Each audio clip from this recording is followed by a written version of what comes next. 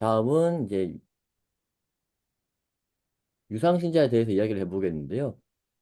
어제 금요일 오후에 장 끝나고 나서 유상신자 공시가 두 건이 나왔습니다. 지아 이노베이션, 차바이오텍 이렇게 두 건이 생각보다 금액이 큽니다. 차바이오텍은 1200억이고요. 지아 이노베이션 800억인데 이게 이제 그 텔레그램 돈 글인데 차바이오텍은 이렇게 많이 그 했고 지아 이노베이션도 크다. 근데 개인 주주들에게 욕먹기 싫어가지고 금요일 날 5시에 올빼미 공시를 하냐라고 하는데 이거는 저는 좀 하고 싶은 말이 있는 게 그럼 장중에 했으면 어떻게 됐을까요? 장중에 했으면 공시 나는 순간 바로 주가 빠졌을 겁니다. 그리고 주가가 빠진 그 상황에서 나중에 본 사람은 놀래가지고 또 팔고 이런 매도가 매도를 불렀겠죠. 시장에 영향을 최소화하는 방법도 공시 기초 중 하나인데 제 생각에는 장 마감하고 하는 게 오히려 더 효율적이고 공시 시스템을 잘 이용하는 방법이다. 라고 저는 생각을 하고 있습니다. 예, 우선 거래소의 입장은 기본 스탠스는 장중에 해라. 이게 무슨 얘기냐면, 올빼미 공시라고 해가지고, 이게 금요일을 얘기하지는 않고요. 연휴 전날 이벤트가 있을 경우에는 장중에 해라. 장 끝나고 하면 올빼미 공시에 해당될 수 있다. 뭐 이렇게 공무원 그 사발 통문을 돌립니다. 사발 통문을 돌리기 때문에 그 뭐 긴 연휴나 뭐 이런 거 있으면은 뭐 악재 이런 거 있으면 장중에 해라. 장 끝나고 공시하면 올빼미 공시로 적용돼서 조질 수 있다. 조진다는 표현은 좀 그렇긴 한데 그 올빼미 공시 그런 얘기를 추측컨대 그러면 공시 담당자들은 장중에 하는 것을 원칙으로 하는 거라고 저는 생각돼요. 그런데 또 이제 생각으로 공시 담당자들이 코스닥 같은 경우는 지금 한 6팀 정도 있을 건데 한 팀당 한 5명? 4명에서 5명 정도? 그 중에서 팀장님은 이제 공시를 안 하니까. 근데 그러면 그 한 사람당 한 4, 50개의 회사를 담당해요. 근데 그 4, 50개인데 또 기심이나 이런 게 이게 평일날 열리거든요. 또 공시만 봐주는 게 아니라 그 4, 50개 회사들의 공시만 보는 게 아니라 회사의 내부적인 업무도 보고 풍기도 쓰고 그리고 기심이 같은 거나 있으면 사전에 또 작업도 하고 준비도 하고 페이퍼도 만들고 기심이도 참석을 또 해요.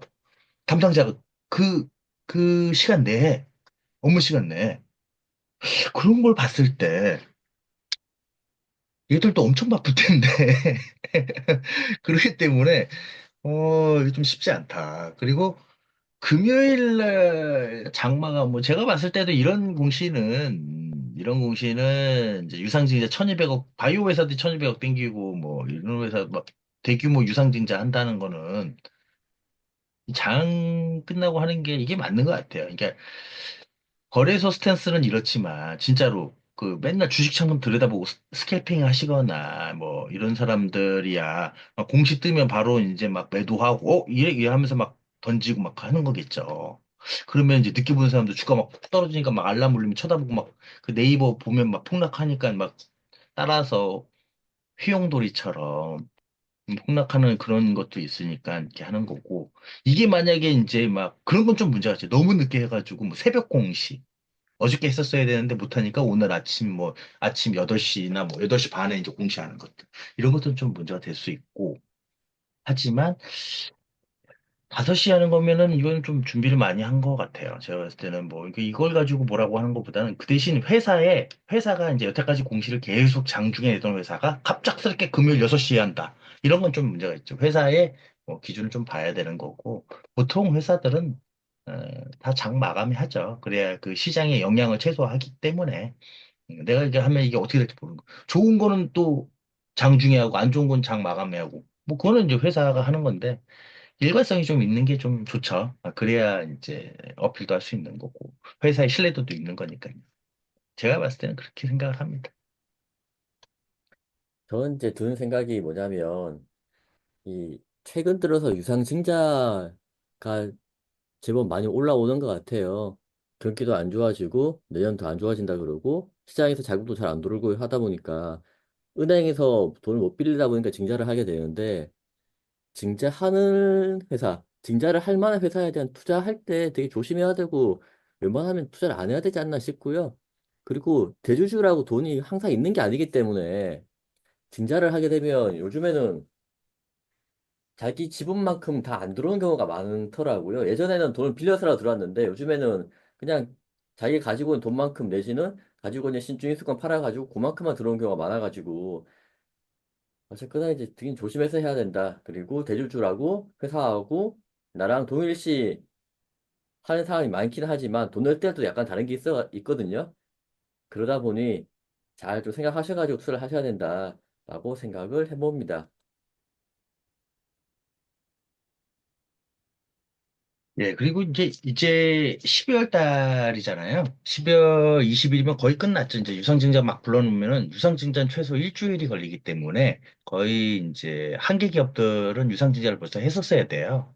그래야 12월 말로 이제 되는 거고, 진짜 한계 기업들은 1월 달, 2월 달에 엄청 부릅니다. 아, 그래야 자본 잠식이 떨어지거나 감사 이게 지금 아마 필드 감사 다 끝났을 텐데 느낌이 안 좋거나 쎄하거나 아니면 회사에 돈이 없거나 뭐 이러면 12월 31일자의 재무제표 숫자로는 뜨진 않지만 1월 달, 2월 달 감사 보고서가 나오기 전까지 유상증자가 뭐 대규모가 됐든 대규모가 아니어도 됩니다. 뭐 10억 이 정도는 좀 약하고요. 한 50억 정도. 어떤 뭐 사이즈 회사 사이즈마다 좀 차이가 있겠지만 그 50억에서 한 100억 정도 뭐 이렇게 뭐 삼자 배정이든 뭐 이렇게 불러놔 가지고 하면은 좀 한계 기업들이 살아날 가능성이 있죠.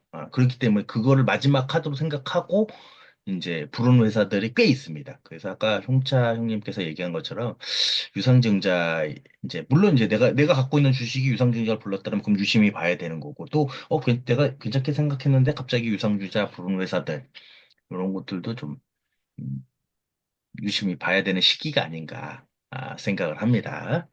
아, 그런 부분이 시기가 시기인 만큼 이제 다시 돌아옵니다. 윈터 이즈 커밍입니다. 윈터 이즈 커밍 감사 시즌.